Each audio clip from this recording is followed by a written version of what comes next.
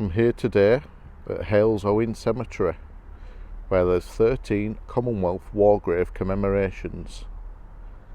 I'm going to tell the story of two of them.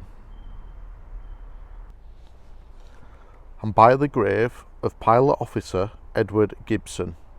Edward was born on the 6th of October in 1920 in Whitehaven, Cumberland.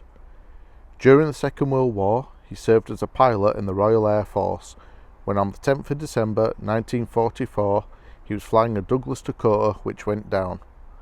A court of inquiry into the accident reported the aircraft left B-56 for base RAF station down Ampney, Cirencester, Gloucestershire.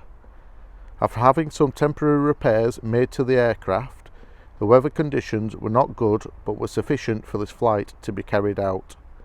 On nearing Gatwick, the aircraft was observed flying in and out of the base of cloud.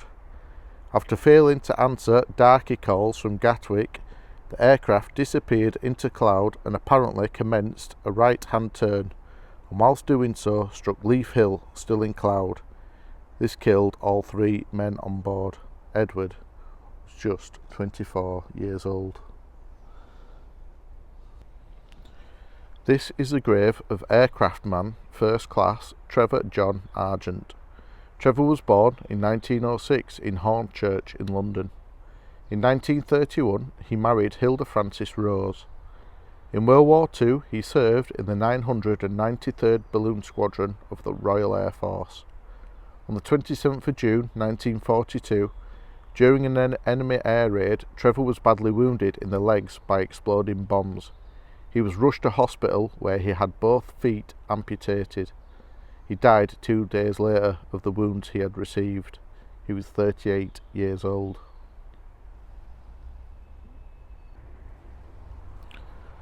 And by the grave of Private John Edgar Bolton.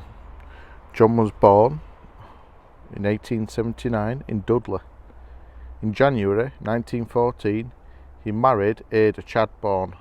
During the First World War, he served in the 14th Battalion, the Worcestershire Regiment. He saw active service post-1915, but on the 2nd of April 1917, he was seeking treatment at the 2nd Western General Hospital, but sadly died of septic pneumonia contracted on active service. He was 36 years old. And by the grave of Private Alfred Heath. Alfred was born in 1888 in Dudley. Prior to World War I, Alfred was already a serving soldier, when on the 12th of August 1914 he landed in France, serving with the 3rd Battalion Worcestershire Regiment. He was involved in the early actions of the war, which resulted in Alfred being wounded.